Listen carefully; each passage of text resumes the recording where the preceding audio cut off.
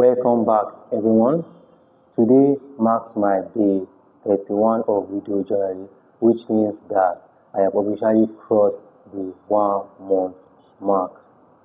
And I am also happy to announce that after 4 days of not being able to read for 2 hours, I have officially broken my reading slump and I was able to read for over 2 hours today.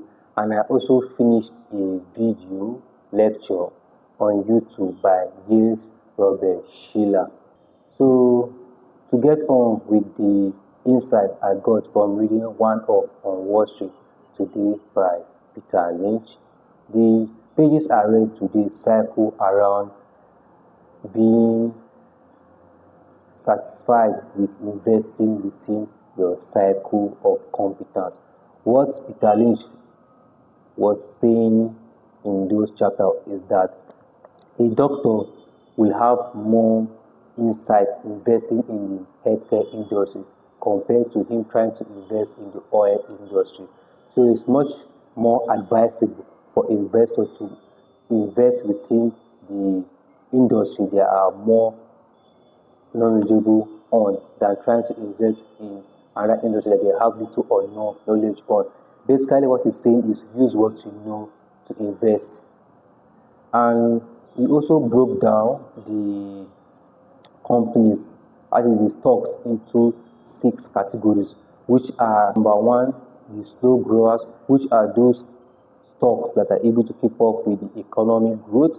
They are usually kind of stock that if you invest in over a certain period of time, return are the same as investing in bond or money market fund. So he advises against investing in those kind of stocks. And the number 2 are those he refers to as slow growers. Those are the kind of stock that are robust under recession. Those are giant companies like Coca-Cola that are able to withstand any recession. Number 3 are fast growers. Those are new, small-sized companies that are able to print out exponential growth within a short period of time, normally in stock, but those kind of growth are not always in revenue, but in the type of stock and promises being made to by the company to investors, they are able to rally up on the stock market. And we also talked about the cynical. Those are the kind of stocks that rely mostly on economic situation for their own growth. And we talked about the asset play and turnaround. The asset play are companies which the Wall Street have ignored because they don't know that there's an underlying asset that will shoot the stock to the moon. And the turnaround are those companies that have been pushed around by the new regime, and because of 1 or 2 things, they are not able to flourish in the new economy and are able to shoot for the moon and are able to shoot for the moon. In this current situation right now, I would say a company like SanDisk that has been relatively underperforming for 2023, it has been showing exponential growth. Out of last year alone, I think it's among one of the highest gainer in the stock market. So those are the insights I was able to gain from reading One Up by Peter Lynch today. And for my trading part, I'll still actually stick by pound JPY, leaving it too early, allowing my emotion to get over me because of what I experienced last week. There were multiple situations last week where I was supposed to close a position but reduce stop loss, but I didn't. So that emotion kind of came over me this week. The first situation, it was very good. I closed it at the perfect time, which was my pound JPY short. I closed at the perfect time. I didn't use stop loss. So the second scenario, using that same thing for it, actually took me out. And today I have missed over 150 pip move that has happened since I closed the position, which kind of painful, but it actually just reinforce the fact that I should try as much as possible to stick to my stop loss strategy because I'm much more able to gain more if the direction keep in my favor as long as I stick to the 1 hour structure, which is what happened with GG. If I stick to my stop loss, I will have still been in the position and participated in the 130 pips, 150 pips that happened today. And yesterday evening, I was able to get another entry on pound CHF. As you all know, the first entry I got on Monday took me out. So I waited for the pullback. It came to my support zone, as you can see right there, and I took the position from there.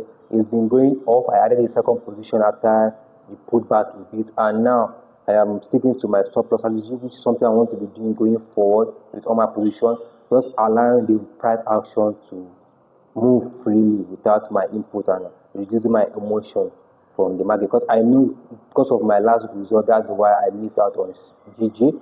But right now, doing as much as I can to stick to it. And with this position, personally, I have taken 3 positions this week, so I will not be looking to take any position again till next week Friday. So the only thing I can do right now is to control my pound CHF position by putting my stop loss using the 1 hour structure and hoping it go all the way to my take profit. But if it does not, I'll take the profit I'm able to gain from it, then cool off for the week and witness. So the main thing for me is sticking to my strategy and leaving the expectation to come out.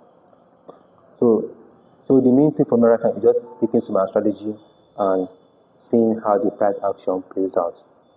So yeah, for this week it's been kind of a struggle trying to come back to my routine and all, but it's mostly because of my environment has changed a bit, so it took a bit for me to get used to. Just 2 days so far, but my reading slump took more than I expected. It took me 4 days to get back, but as you all know, the struggle is hard, but the main thing is to keep on trying and trying until you get to a level where you're able to perform effortlessly, which is where I feel like I am currently, and I'll make sure to hold on to this for as long as possible. And that is all for my video again on today. Thank you all for listening. See you all tomorrow. Bye bye.